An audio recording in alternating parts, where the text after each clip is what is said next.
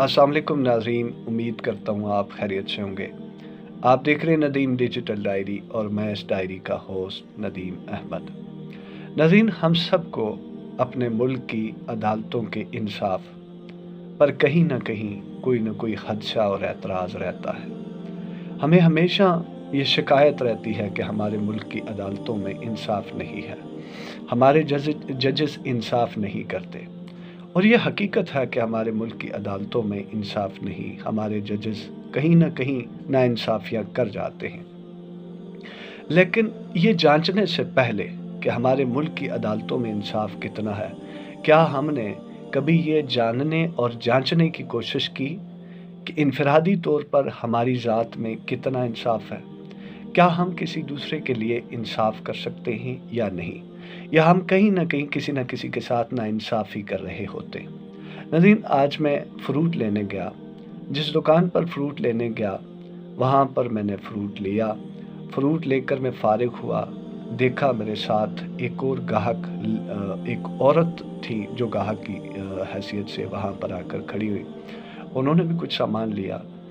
जो रेट्स मेरे साथ लगी, वो रेट्स उनके साथ नहीं बल्कि ज़्यादा रेट्स उनके साथ लगाई उस दुकानदार ने। जब वो वहाँ से चली गई तो मैंने उससे पूछा कि यार, आपका कोई ख़ास मामला है या इन्होंने आपको कोई ख़ास फंडिंग करनी होती है कि आप उस फंडिंग की मद में ये कटौतियाँ करते रहते हैं, इजाफी कटौतियाँ।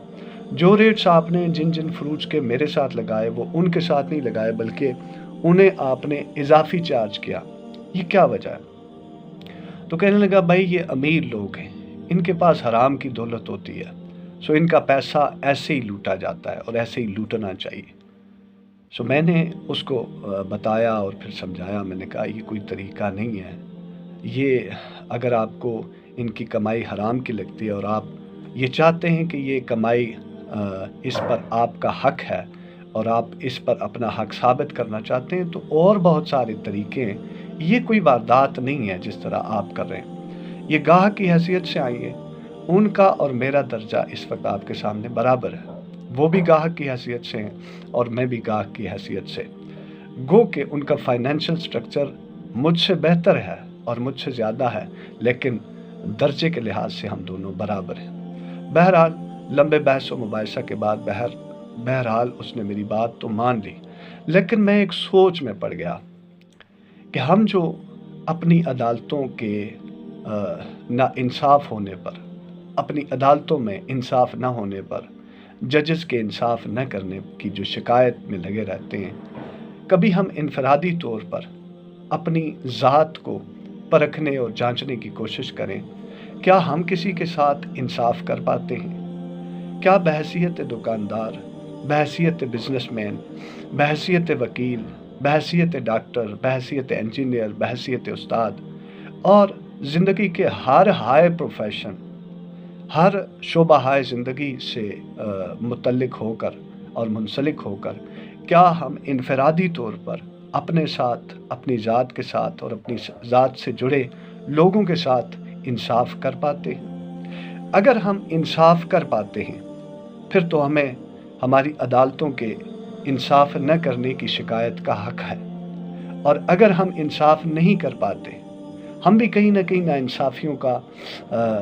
नाइंसाफ़ियों का शिकार रहते हैं और हम भी कहीं ना कहीं नाइंसाफ़ियाँ करते रहते हैं किसी के साथ, तो फिर हमें कोई हक हासिल नहीं कि हम अपने मुल्क की अदालतों और जजेस के मुतल्लिक ये कहें कि हमारे जजेस इंसाफ नहीं करते और हमारे मुल्क की अदालतें इंसाफ नहीं करती।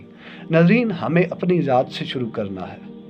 अगर हम चाहते हैं कि हमारे मुल्क की अदालतों में इंसाफ हो तो सबसे पहले इनफरादी तौर पर मुझे इंसाफ करना है, आपको इंसाफ करना है और हम सबको इंसाफ करना है। जिस दिन हम सब अच्छे मुनसिफ हो जाएंगे अपनी ज़ात में, अपनी ज़ाती हैसियत में, इनफरादी हैसियत में, अपने मामलात में, लोगों के साथ, अपने कारोबार में, लेन देन में और मामलात ज़िंदगी में, रिश्तेदारियों में, अपने सलूक में, वज़ाकता में, हर लिहाज से जब हम मुनसिफ हो जाएंगे और एक अच्छे मुनसिफ हो जाएंगे तो फिर हम ये कहने के काबिल होंगे और हमें ये हक हासिल होगा कि हम ये कह सकें کہ ہمارے ملک کی عدالتوں میں انصاف ہے یا نہیں۔ پھر ہمیں جانچنے کا بھی حق حاصل ہے، پھر ہمیں پرکھنے کا بھی حق حاصل ہے اور اعتراض کرنے کا بھی حق حاصل ہے۔ امید کرتا ہوں آپ انفرادی حیثیت سے اپنی ذات کو جانچنے کی کوشش کریں گے کہ آپ جس شعبہ زندگی سے منسلک ہیں اس میں آپ کی ذات سے منسلک جتنے بھی لوگ ہیں، کیا آپ ان کے ساتھ انصاف کر پا رہے ہیں یا نہیں۔ اگر نہیں کر پا رہے تو انصاف کرنے کی کوشش کیجیے۔ ندیم ڈیجیٹل ڈائری دیکھنے کا شکریہ۔ ملیں گے کسی اور انفارمیٹیو ویڈیو میں۔ Thank you. سلامت رہیں۔